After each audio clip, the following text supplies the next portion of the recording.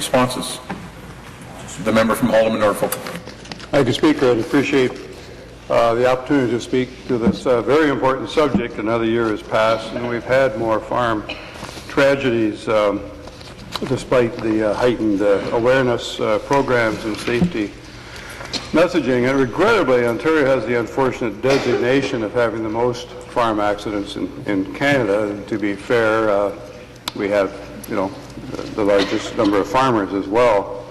One of the real dangers for many, the farm, is also the home.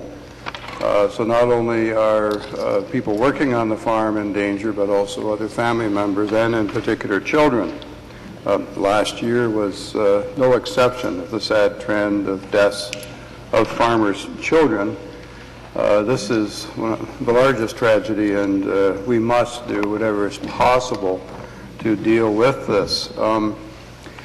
Every year, and it doesn't seem to change, we hear of the tractor rollovers, entrapment in flowing grain, death from silo gas, manure gas, PTO accidents. I was speaking with the member for Perth Wellington. He grew up on a Essex County fruit and vegetable operation, and this is really scary.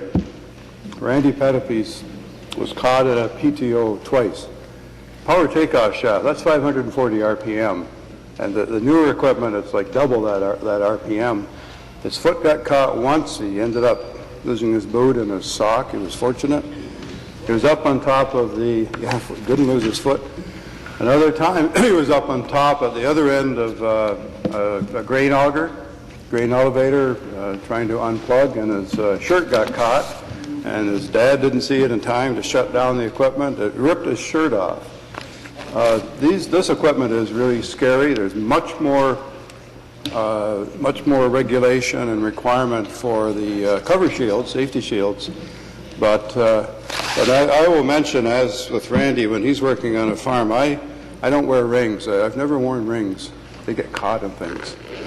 Believe it or not, when I work on the farm, especially in spring and fall, myself, my partner, we wear very, very old clothing.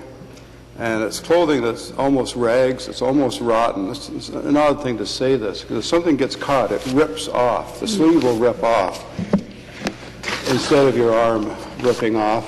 And when I say that, I think of a gentleman. I'm one of the past presidents of our local Norfolk Farm Safety Association. I attended a presentation by a farmer named Ken Kelly up country from here. He has a steel claw. And he talked about prices were very bad back then in the 70s.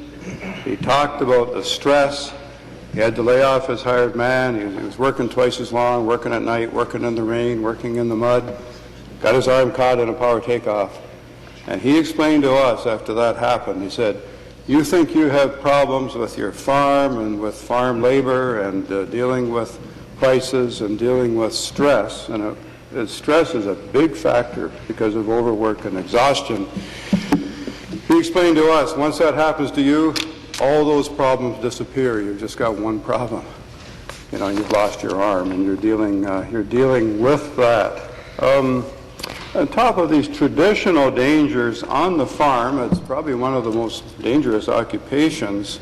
New threats are developing, and I know the book put out by the Farm Safety Association that contains the fact sheets.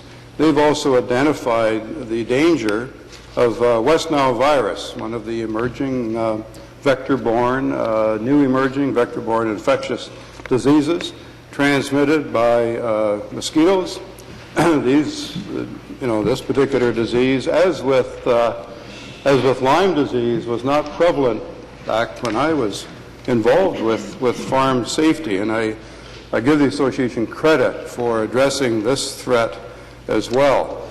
Farmers, as with outdoors people, hunters, fishermen, people who work outside, forest industry, construction, oftentimes you are in a low wet area. You're exposed to not only the mosquitoes for West Nile, you're exposed to the ticks that have moved into this area that carry with them the Lyme disease.